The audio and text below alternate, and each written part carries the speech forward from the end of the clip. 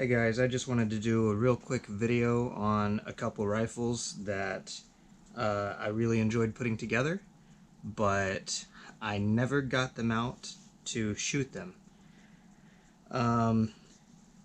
Well, I take that back. I got to shoot some just like them, but they had issues. I sent them back to Howa. Howa replaced them, and I never took the replacements back out to shoot. So these have never been shot, but the ones I had before them I did shoot, and I did enjoy them. They were really nice. They are Howa 1500 mini actions. Bought them as barreled actions, and put them in Boyds stocks. I bedded them and pillar bedded them, and tried to accurize them, and I had a lot of fun with them. Before I start showing them off, I'm just going to show that they're clear. So bolt open. This one has a floor plate that I put on it. No ammunition.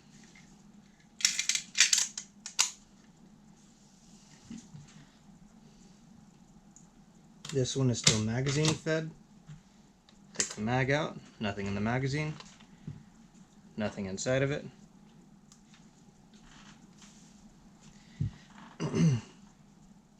So the very first action that I bought was a Sporter action. It was actually their lightweight action. It was a 20-inch pencil thin barrel, and I put it in this stock for my wife. I got the thin barrel because it was on sale and the heavy barrel was not. Later on down the road, the heavy barrel went on sale, so I got the heavy barrel to put in this stock, and it is a little weighty, but it's not terrible. Very nice stock. Purple. It's my wife's favorite color. Came threaded with the barrel nut on it.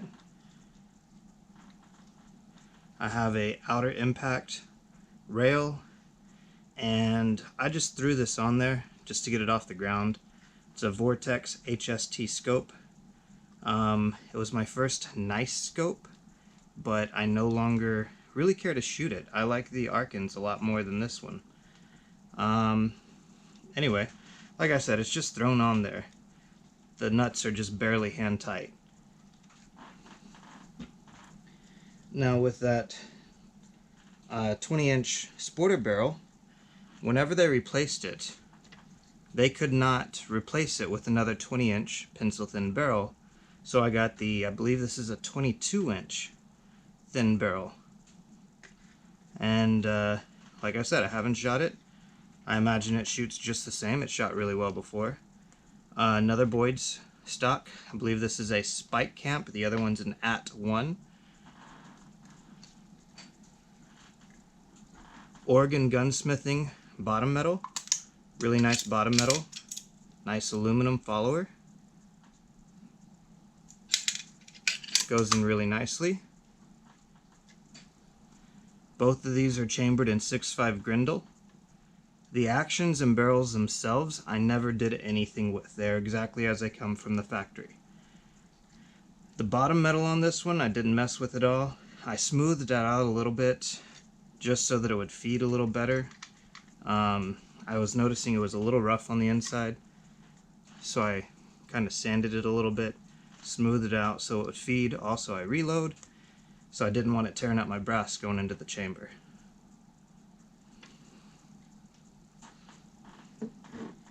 So this one, the bottom metal, the plastic, tends to crack.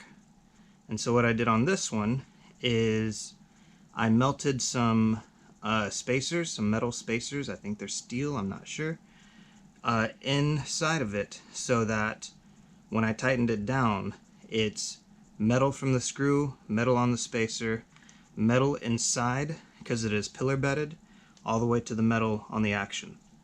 So these screws can take, well, pretty much any amount of torque you want until the screw snaps off from the torque. So I'm really pleased with how well that locks up. Let me open them up, and I'll show you what it looks like on the inside. Alright, I got all the screws taken apart because I don't know what YouTube's rules are and I'm not trying to violate them. So I'll show you this one. So here's the bottom metal, plastic rather. You can see the metal inserts. That one not so well. There we go.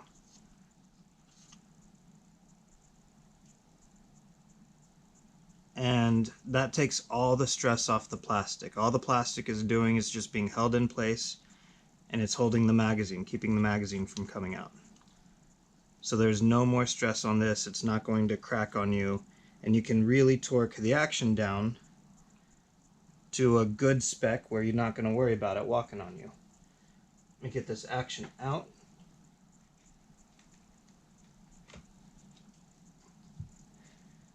So the action on these are pretty nice, pretty cool. Basically, the trigger is held in by one screw. The trigger housing and all of that is pretty well kept together. You got another screw here for your bolt release. You don't have to pull the trigger to release the bolt. Safety, 3-position safety. 1, 2, 3. So all the way forward is fire. Middle position is you can move the bolt, manipulate the bolt, but you can't pull the trigger. All the way back, you cannot manipulate the bolt, you cannot pull the trigger. So a nice safety. What else about these? They're a really nice action. Flat bottom, so you get a really nice surface to bed to. The recoil lug is also where the screw goes into, the front screw. Rear screw goes behind the trigger. Let's see, what else about these?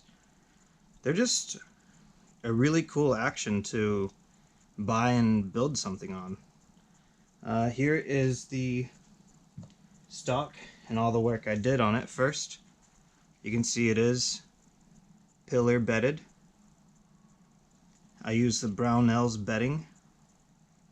So I bedded these, and then I got the replacement barrels, and I re-bedded them with the new barrels. I don't know if you can really see a little bit of the new bedding, but I did grind it out so that I could re-bed this correctly. Barrel channel didn't need any work.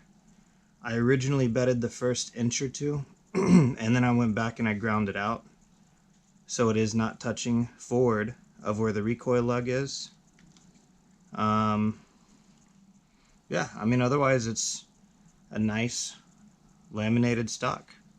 So it has all the factory furniture. Nice recoil pad. It's thin, but it is soft. Press the button, make it adjustable. Press the button. It's also adjustable, comes all the way out. Pretty easy to put back in. Yeah, so that's the @1 stock in purple for my wife. Let me get this one out.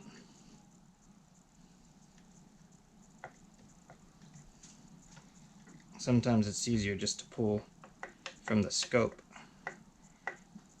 These were never zeroed, so not too worried about that. Alright, so on this one, it has a little metal piece. That metal piece will come out. That's part of the organ gunsmithing bottom metal. I don't want to pull it out because sometimes it's a little tricky to get back in. Otherwise, it's exactly the same. Never took it out and shot it. When I did shoot these, I was shooting factory Hornady black, and it would hold about an inch, inch and a quarter, pretty well, pretty easily. Never had any issues with them. One other cool thing, the bolts. Let's see if we can see. There are numbers on the bolts. This one is 232. Don't know if we can catch that in the light. And there we go, 232. They are matched with the serial numbers. Probably can't see that really well. Here. And yep, I can't catch that in the light, but the bolts are matched with the serial numbers. So if you have multiples of these like I do, I can get that bolt back in the right action. So for reloading or anything really where you want to keep the headspace identical or exactly the same, that's really nice. I also have a 223 Howa mini action. I don't want to put a Grindle bolt in my 223 or vice versa. They do fit, but it probably wouldn't work out too well at the range. The stock for the spike camp, same thing. Aluminum bushings for the pillars.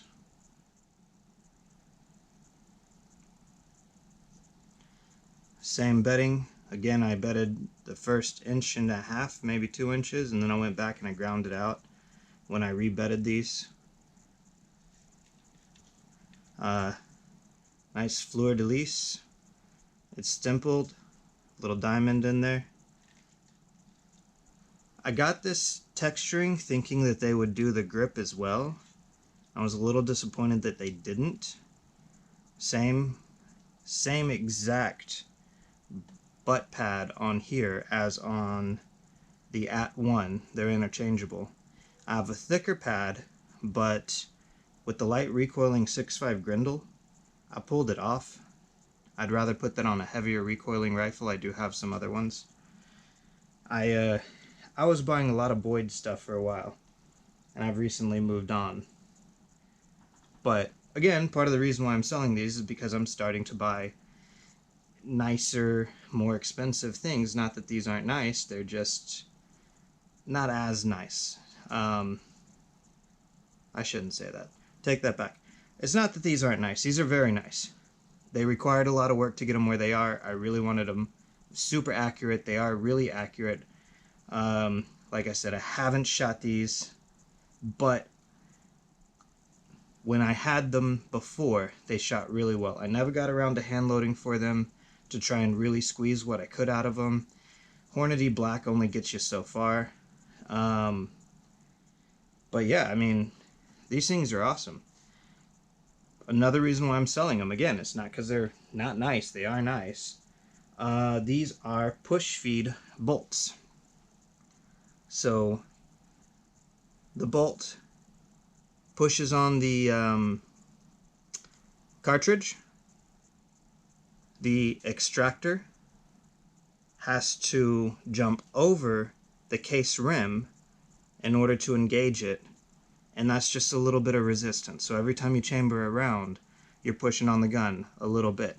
Not a big deal for hunting, not a big deal for plinking, but if you want to go farther out and you want to make sure that you're not coming off target, if you want to compete or anything like that, the push feed is always going to push you off target a little bit, versus a controlled round feed typically has a cutout on the bottom. Let me show you.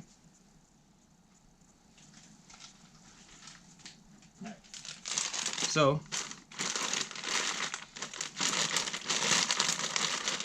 I'm going to talk a whole lot about this, but just pull it out.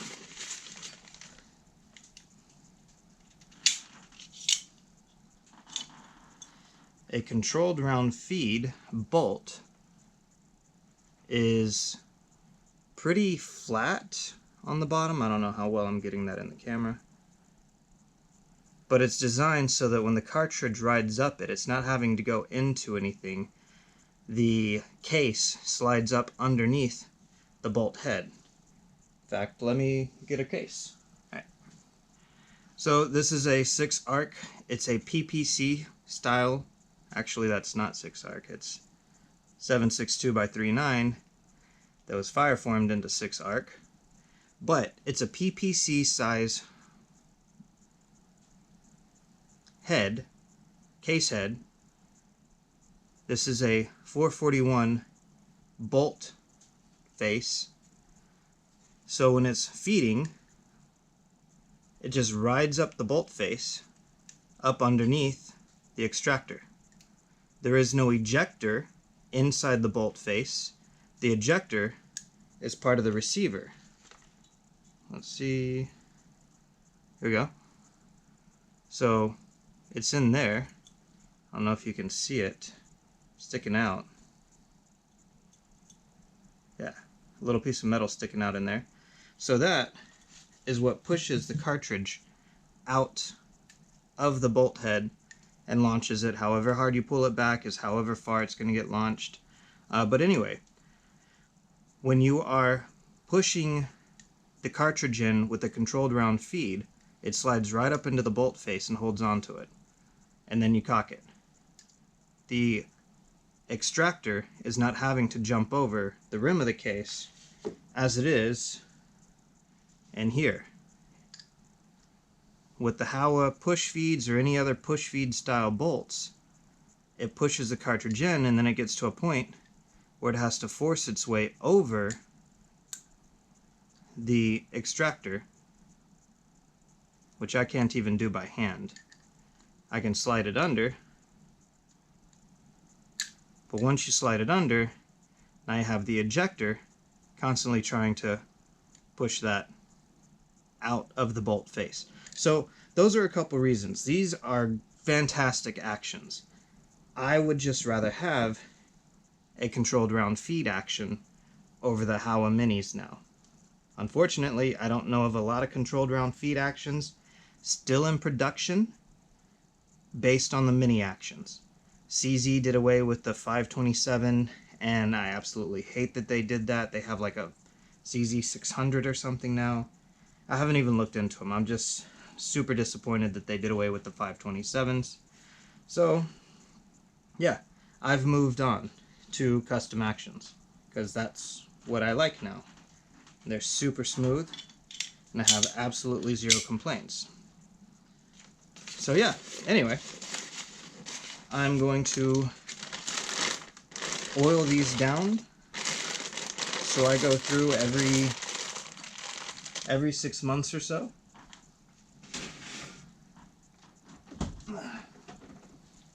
And put on some CLP, cleaner, lubricant, preservative. I love how thick it is. It's extremely viscous.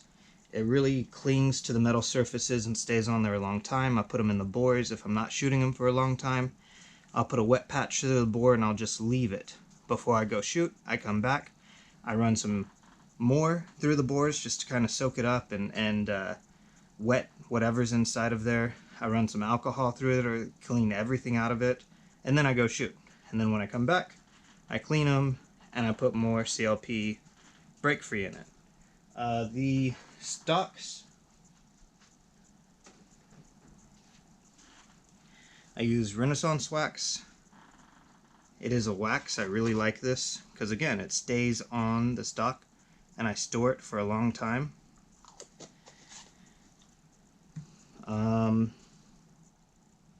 Yeah, it just keeps moisture from affecting the stock really. Get it on the inside. Don't have to worry about water getting in there. Water does not mix well with wood stocks. Water does not mix well with metal, especially when it's next to a wood stock. I used to use it on the metal. What I learned was that it doesn't last as long as the oils do. After a few months, a couple months, you start noticing little bits of rust starting to spot here and there, depending on the metal, depending on how well it was blued. It does not penetrate the metal quite as well as the CLP. So that's why I stopped using it on the metal. But they're both awesome products. I don't get sponsored by anybody. I don't even have a lot of followers. I'm really just doing this because I want to document these before I sell them. Because once I sell them, they're gone. I'm probably never going to buy new ones unless they go on a stupid dirt cheap sale. But yeah, that's why I'm doing the video. Anyway, I hope you enjoyed this. I'm going to go through and wipe everything down quickly because it's getting hot in the garage.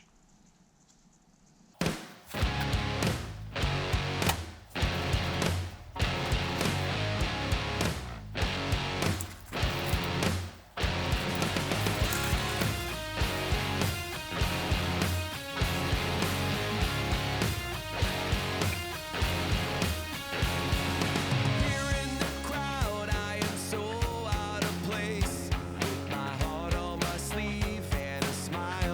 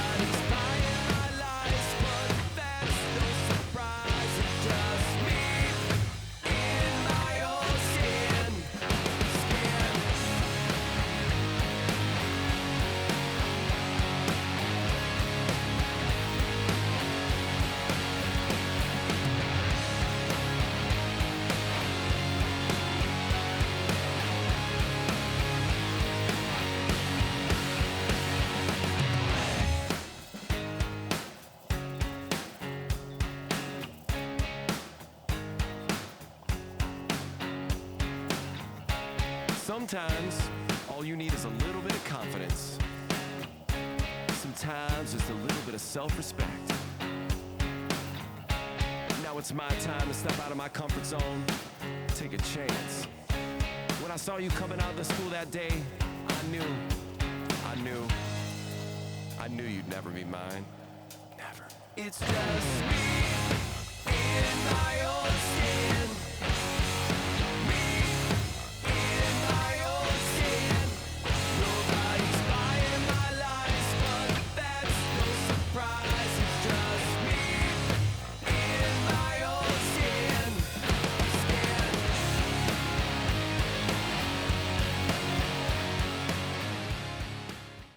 Okay, I don't know how well this is going to come out. I'm sure the audio is different. My GoPro's memory card had a failure. Hopefully I didn't lose too much. I haven't checked it yet. But I decided to go ahead and do a bore scope.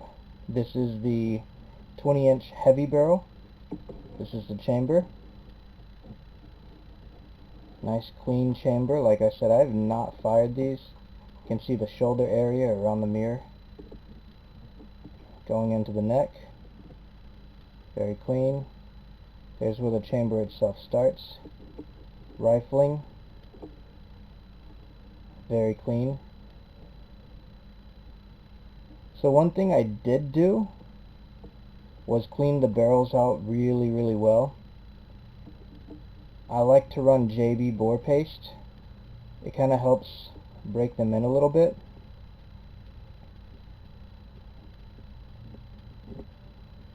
As you can see, it's just extremely clean.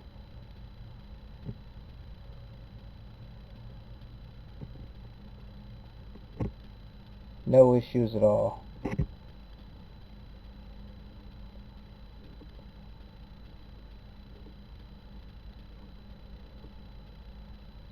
Now some of the machining marks that are still in there will eventually go away the more you shoot, the more you clean.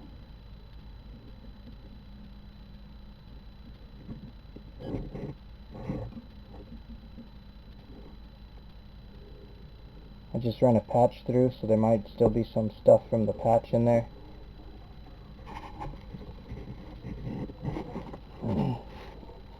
So that's the heavy barrel.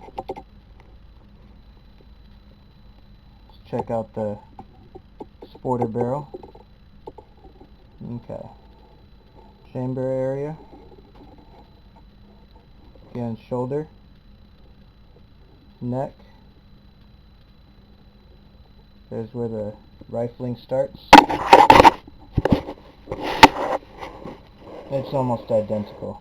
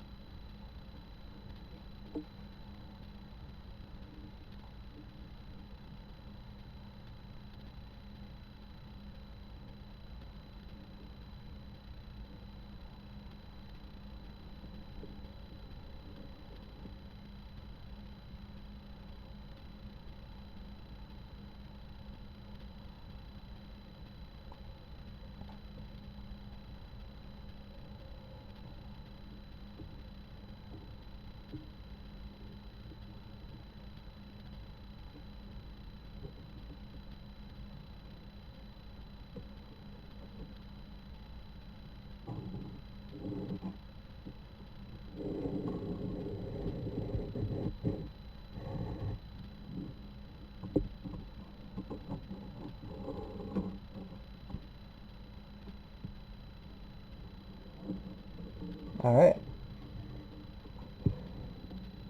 Like I said, I don't know how much I lost on the memory card. I haven't pulled it out to check it. I just decided to bore scope these before I put them back together. There you go.